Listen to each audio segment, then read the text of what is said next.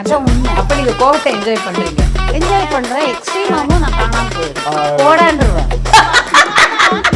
நீங்க ஃபீல் பண்ணலையா? ஐயோ 9 மாசம் என் இல்ல, என் பொண்ணு நிம்மதியா இருந்தா போறோம், ஆளை விடுங்கடா இன்னும். ஆனா வந்து ஒரு மணி நேரத்துல உங்களை மயக்கிட்டாங்க. அவன் அப்படி நினைச்சுட்டு இருக்கான் பைத்தியக்காரன். நிறைய விஷயம் குழந்தைகளுக்கு தான் அவன் என்கிட்ட தப்பிச்சுட்டே இருக்கான். உண்மையை சொல்லணும்னா நீ ரொம்ப நல்லவன், கோவத்தை மாத்திரம் விட்டுரு.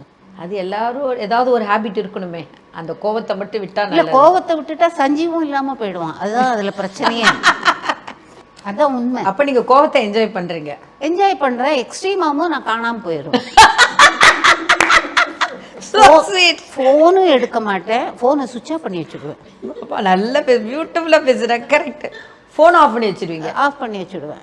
அதுக்கப்புறம் அவனே ஒரு வாரம் கழிச்சு என்ன மாமியார ஃபோன் எடுக்க மாட்டீங்களா அப்படின்னுவான். சரி, நார்மல் ஆகிட்டான். அப்போ நமக்கு தோணுனதெல்லாம் திட்டி முடிச்சிடுவேன் அவனை. இப்போ மாமியார் மருமகன் வந்து ஃப்ரெண்டாக இருப்பீங்களா இல்லை மாமியார் மருமகன் மாதிரி இருப்பீங்களா? ஆக்சுவலி எனக்கும் என் பொண்ணுக்கும் இருக்கிற வேவ் லெங்த்தை விட சஞ்சீவுக்கு எனக்கும் நல்லா கரெக்டாக போகும் வேவ் லெங்த்து. சூப்பர். நான் எப்படி ஒருத்தர்கிட்ட வந்து பழகிறேன், ஒருத்தர்கிட்ட எப்படி நான் பேசுகிறனோ கிட்டத்தட்ட அவன் அதே ஸ்டைல் தான். எங்க 2 பேருக்கு ஒத்து போயிடும். அட் சேம் டைம் சண்டை வரும்போது கூட இப்போ ரீசெண்டாக கூட சண்டை போட்டு இவங்க சொல்ற மாதிரி தான், என் ஃபோன் எடுக்க மாட்டாங்க, என் ஃபோனை போடான்றுவேன். எக்ஸ்ட்ரீம் சண்டை ஆயிடுச்சு. கிட்டத்தட்ட ஒரு 4-5 மாசம் என்கிட்ட பேசல. ஐயோ. அப்புறம் எங்க வெட்டிங் அனிவர்சரி அன்னைக்கு நானே நேரில் போய் கட்டி வச்சு சாரி வச்ச நம்பரை பிளாக் பண்ணி வச்சிட்டீங்க. ஏன்னா நான் ஃபோன் பண்ணி மறுபடியும் ஏதாச்சும் ஆர்கியூ பண்ணுவேன், நம்பரே பிளாக் பண்ணிட்டாங்க. அப்புறம் வெட்டிங் அனிவர்சரி அன்னைக்கு நான் நேரில் போய் சமாதானங்கிற பேர்ல அந்த சண்டையை இன்னும் பெருசு பண்ணி விட்டுருவான்.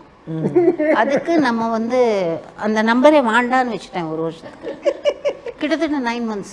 ஆமாமா, 5 மாசம் இல்ல, 9 மாசம் கிட்ட.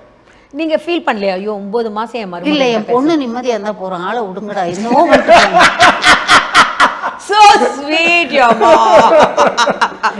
நமக்கு இது என்னமா இருக்கு, அவ்வளவு சந்தோஷமா வச்சுக்கிறானா, பரவாயில்ல.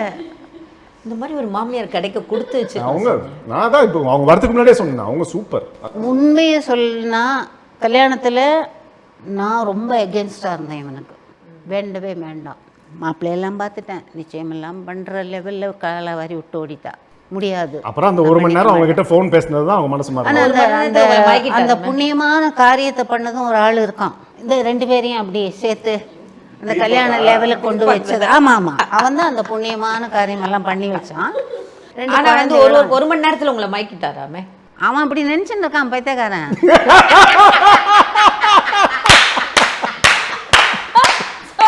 அது அவர் சொல்ல, உங்க பொண்ணுதான் சொல்லிச்சு. அந்த ஃபோன் 1 மணி நேரம் பேசுறதுக்கு அப்புறம் நீங்க சொன்னாங்க. இல்ல, நான் வந்து மனசளவுல என்ன நினைப்பேன்னா, எனக்கு குழந்தைகள்னா உயிர். அந்த குழந்தை பிரீத்தியோட முதல் குழந்தைய அவ வயிற்றுல இருக்கும்போதே முத்தம் கொடுத்தவன் நான். ஓ.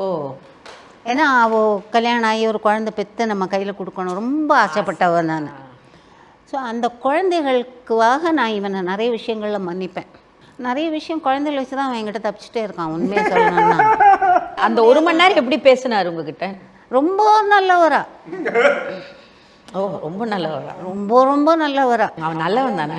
இல்லை, ஜோடி நம்பர் 1ல செட்டில் பார்த்துருக்கேன். உங்கள் செட்லேருந்து மாநாடு மயிலாடையிலேருந்து வர்றதெல்லாம். ஸோ உங்கள் மருமகிட்ட பிடிச்சது என்ன? மருமகன்கிட்ட பிடிச்சதுன்னு பார்த்தீங்கன்னா எல்லாமே பிடிக்கும் அவங்ககிட்ட. எனக்கு நல்லவன், ரொம்ப நல்லவன், நிஜமாவே ரொம்ப நல்லவன். மட்டும் ஓரம் கட்டினா போதும் அப்படின்னு. அந்த கோவம் பண்ண நல்ல விஷயங்கள்லாம் இல்லாம ஆக்கி விடுறேன்.